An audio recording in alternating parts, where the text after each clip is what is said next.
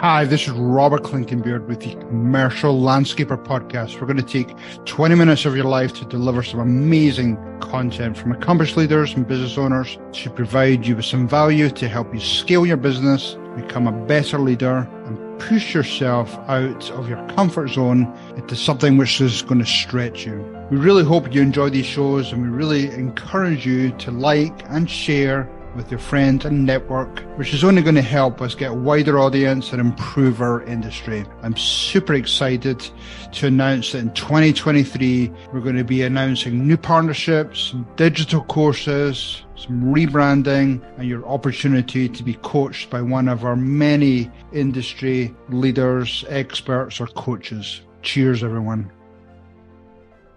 Hi, this is Robert Clinkenbeard with the Commercial Landscaper Podcast. I am really excited to be here with Brad Cox. Brad and I have known each other from actually a peer group. We were just talking about this offline back in, we think, 2013, and we had some great meetings. We had some great trips.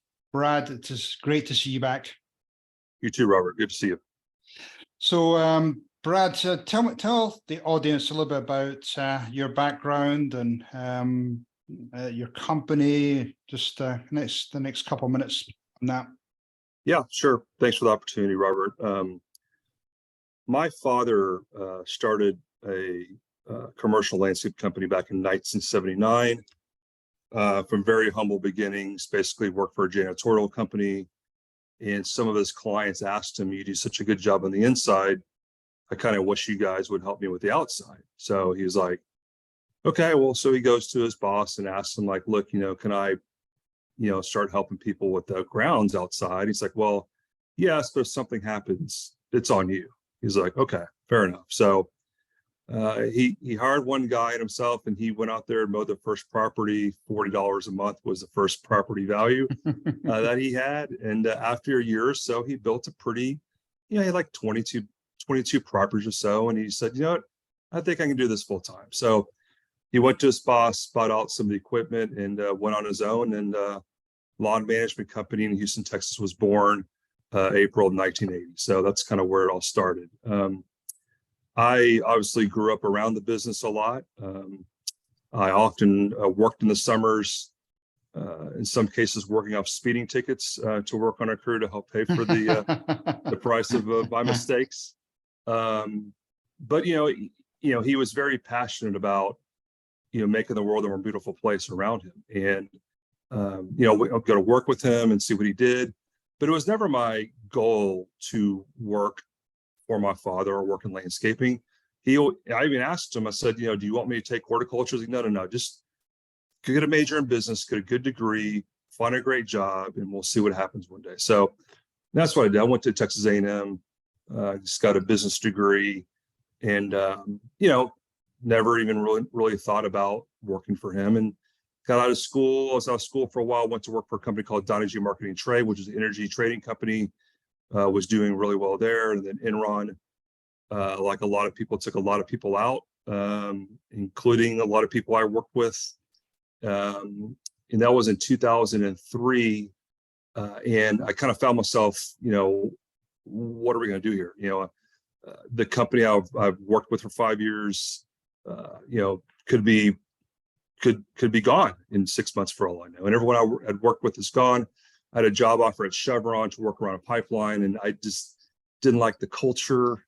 And so I felt like it was a good time to maybe try something new. So I called Dad. I'm like, hey, do you need some help? He's like, yeah, come on over. So I went over there, and when I got there in April of 2003, it was him, a receptionist, David and Kim, who kind of ran maintenance and landscaping, and then me. And they were doing about $3 million in total revenue.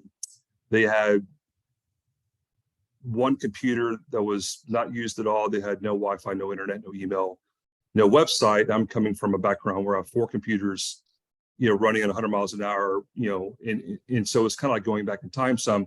And so I wasn't super happy because, I wonder if I'd made the wrong decision or not. So, long story short, hopefully, is I asked my dad one day if I could stick my head in accounting, and he said, sure. And so I found some problems with the accounting that the bookkeeper was doing that inevitably led to her being fired. And then me and Dad asking me, who's going to run accounting? I'm like, well, I'm good with numbers.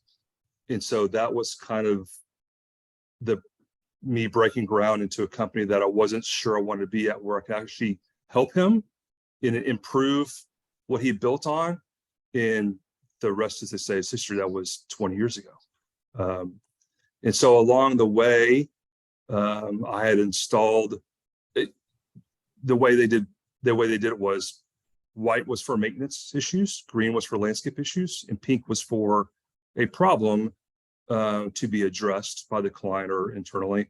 And I said, we have to go faster than this. We cannot be a paper-driven company. We have to be driven by technology. So again, kind of right time, right place. I kind of landed in here where I can like bring some of this technology that I learned from another company or two. I found Boss LM, as you know. Boss LM was the third company to use Boss LM landscape software, which at the time really helped us grow and be faster deliveries to our clients. And so we got into Boss LM, and then grew and grew, and then we went through the 2009 financial crisis, and then we did acquisition in 2013, another acquisition in 2015, and then got all the way up to 30 million or so, and then that's awesome. Started thinking about what's next. So it's kind of how I got to where I'm today. That's awesome. Yeah, I mean, 30 million from what did you say initially when you started getting involved? About 3 million. 3 million. That's tremendous growth. Yeah, tremendous growth. A lot of lessons learned for sure. And you're all primarily based in the Houston market?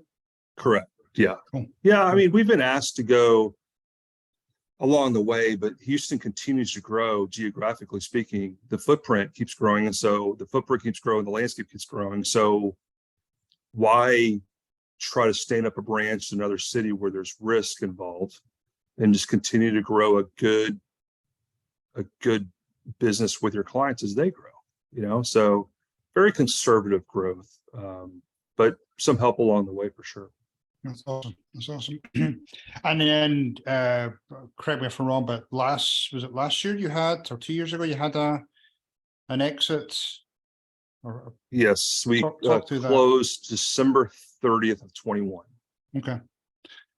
And how is that? I mean, that obviously must have been tough for the family, tough for your dad, just to sort of see that, long, sweat and blood put into this business, and seeing your baby somewhat go. Yeah, that's a great question. The thought process was never to sell the company. I was never even thought about it, because I guess in my position, I was kind of there to protect my dad's legacy, right? He had spent a lot of time, his own money, his own energy, sacrifices to get to where he had an opportunity to give me a job. And here I am talking to him about potentially selling it. But the selling part of it wasn't as hard of a conversation as you might think, because the reality was in 21, we had 6 locations around the city, 6 branches. We're a branch structure. We made that change in 2017. And I was concerned about what the growth path was for our employees. In other words, I got 6 branch managers and there's nowhere for them to move up to. And, you can be in position for a while and do well, but I think people want to work somewhere where there's growth opportunity, right? Both in pay, but also in position, without either A, using a lot of capital to either stand up another branch in another city, or B, buy another company, which always equal to risk. I couldn't provide that to them. So I talked about that. I'm like, look, being part of a bigger company isn't bad. Like there are plenty of companies, and we all know a lot of companies that are part of a bigger group that isn't a Brightview or someone else. Like there are good companies that you can partner with. And by doing so, you can give your employees new opportunities that weren't there before.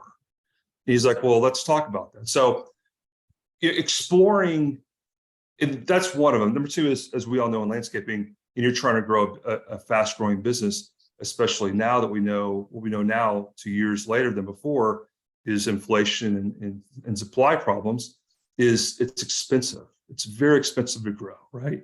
You better be very profitable, right? Or have a great line at the bank or a great bank relationship to continue to grow 10+% every year. So I'm like, if we can, provide opportunities to our employees to grow, have working capital that we can use, right? To where I don't have to worry about that's not on my shoulders anymore, right?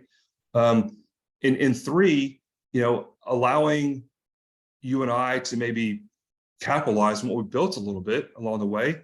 I think that's a great opportunity for us. So, and that's kind of where we landed on it. Because okay, let's do it. I would have never done it without his blessing, by the way. Never, not even a hint of it.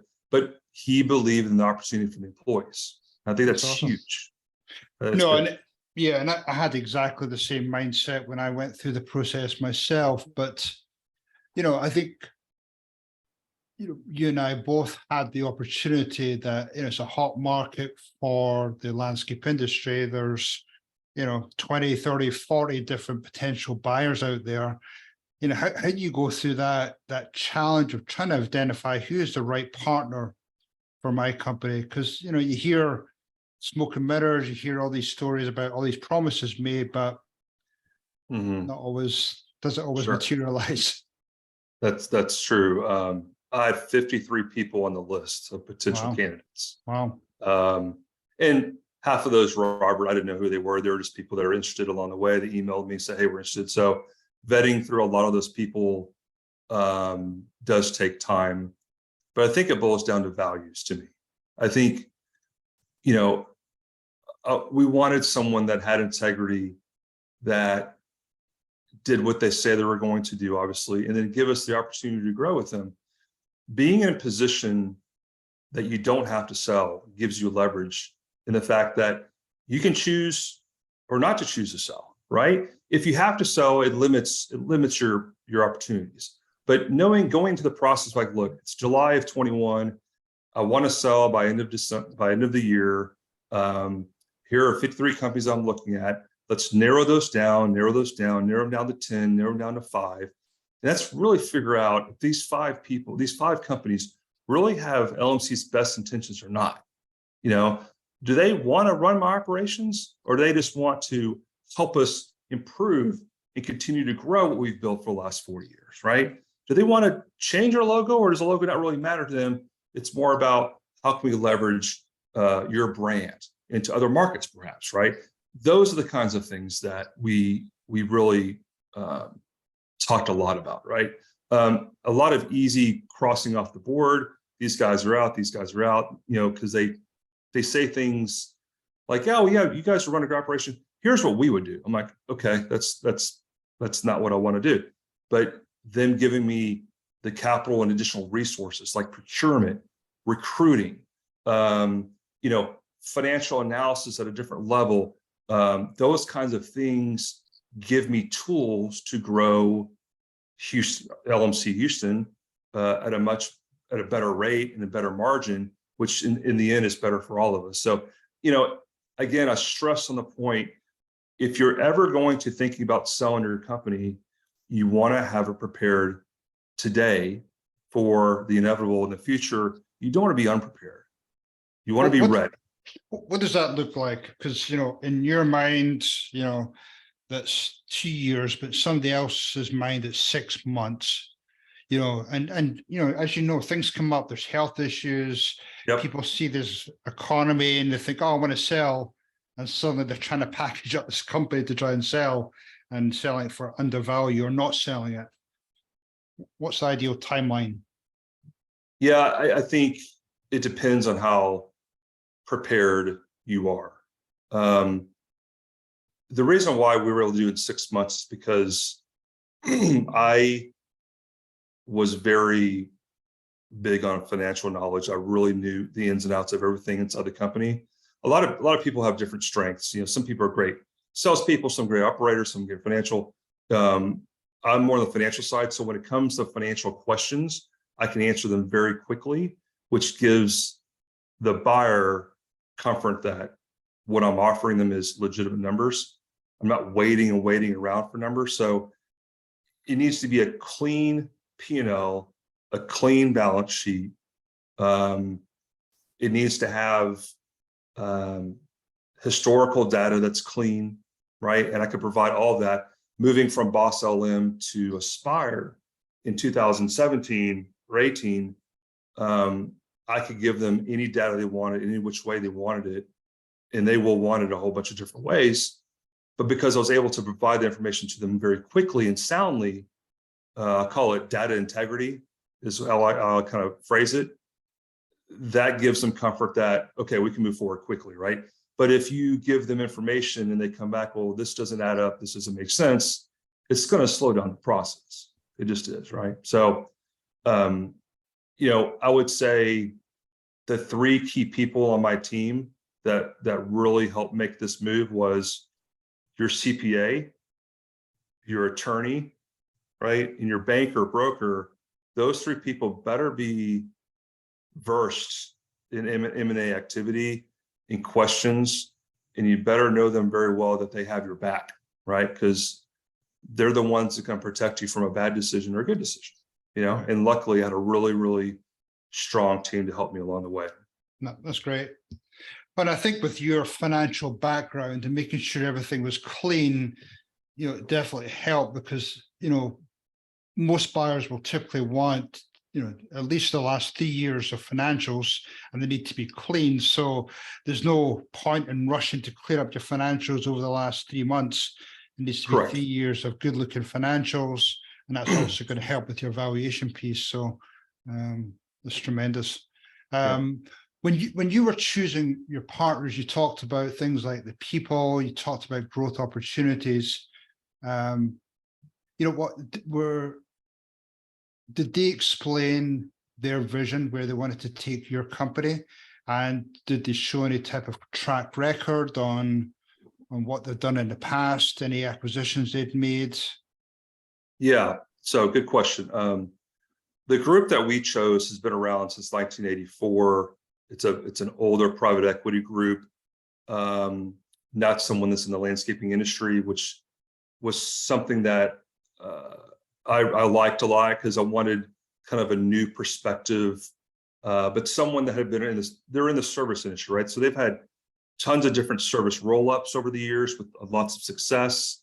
And so the fact that they've been in the service industry a long time has had a record of rolling up different services businesses and selling them for good multiples along the way over and over and over again, gave me a good feeling that these guys know what they're doing, regardless if it's landscaper or not. And by the way, the landscapers are the experts. They're there to help us kind of guide us along the way to get there. So the vision was, okay, Brad, we're going to buy LMC. We have a few other businesses in the landscaping industry we already have. We're going to build a platform, an executive leadership team. We want you to be part of that team if you want to. You don't have to, but if you want to. And we want you to help grow this business organically along with acquisitions along the way, the right fits, right? We're not trying to grow and be the biggest as quickly as possible, but grow in a way that fits our model to get us to the biggest potential, exit strategy in the next 5 to 10 years, whenever it is, right? And so, like I said, I was 47 at the time. What am I going to do? I love landscaping. I've been going to GIEs and, even went to an ALCO event with my dad a long time ago. I love talking shop. I love the business. I love making the world a more beautiful place every single day. I can stay in this business. I like it. It's important to me. It's important to my family. It's important to my dad. So I said, yeah, let's do this. So the vision is, let's use LMC and the other companies we've bought along the way as a platform, build off of that, tell a different story that's different from, you hear a lot of bad stories of private equity. There's also good stories too. There are, and we're one of them. We're trying to build something special, something unique.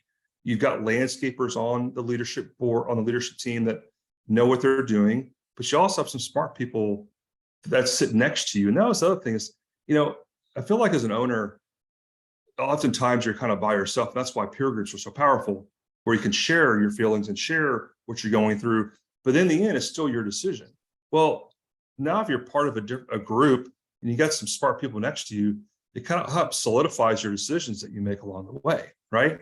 And you can share best practices with these guys that have different perspectives in different industries, kind of like Vistage in a way, but they're on your team, So that was kind of the vision they presented, and I like that a lot, and that's ultimately why I chose them. Okay, cool. That's great. That's great advice right there. What about some of the other, either you talked about the experience, the knowledge part, which people now get to being part of a bigger thing.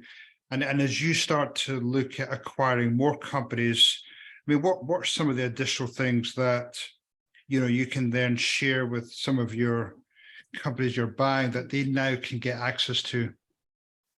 So today there's a couple of things. One is the owner and his team can invest and be part of this platform with us. So one of the big things, besides giving opportunity to grow as part of a bigger business, is getting access to ownership, right? Which a lot of owners can't give or don't want to give, or whatever the reason is. We had 14 or 15 people in the LMC Houston team have access to ownership now. So now they're owners just like me, same stock price. We're all in it together, right? In fact, we're opening up another window for everyone right now, actually. So ownership is a big thing, right? That any owner would love to give to people that help them build their business, right? Number two, Rob, if you're selling your business, what can we provide? Well, the executive leadership team that we have includes the following. We have a CEO who has been in the service business for a long time. I'm the senior vice president of operations and been in landscaping a while. We have a CFO. We have someone that does procurement, which the procurement part is interesting because we would all love to spend time talking to each and every one of our vendors to find best pricing and using leverage of volume. Well, now we have the person that's all they work on, right? So they can go to a pick a vendor we all use. So we were 30 million, now we're 80 million, right, of resources, right, of revenue, right, and I think we'll be 85 or so this year. Nice. That's leverage we can use to help get either rebates or discounts. So that's important for you who's selling, can help improve your bottom line. Full-time recruiter. A lot of times recruitment falls on HR, and HR has a lot of different responsibilities, and it's very difficult to spend time on policies, 401ks, claims, recruiting, but having a full-time exactly. But having a full-time recruiter that is finding people that would take us 6 months to find is a really good resource. I'm talking about account managers, field managers, even irrigation techs. Right. That's a really good resource for anyone to have, right? And that's part of our team. And we have a chief people officer who helps with all the policies and HR related items. We have a VP of sales who kind of helps business development. We have a marketing person as well that does social media, website, things like that. So we have a lot of resources that is yours, right, to help your local business grow along with ours, right?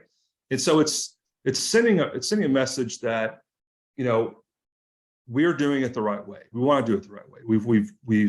We've all made the mistakes of growing from 30 to 10, or from 3 to 10, 10 to 20, 10 to 50, whatever. All those mistakes, we're trying to leverage those into where let's do it the right way, and help you, the seller, and give you a good feeling that you're leaving this in good hands, because I respect the legacy more than anyone. I respect the legacy that you have built, and I want to protect that. I'm not trying to destroy it.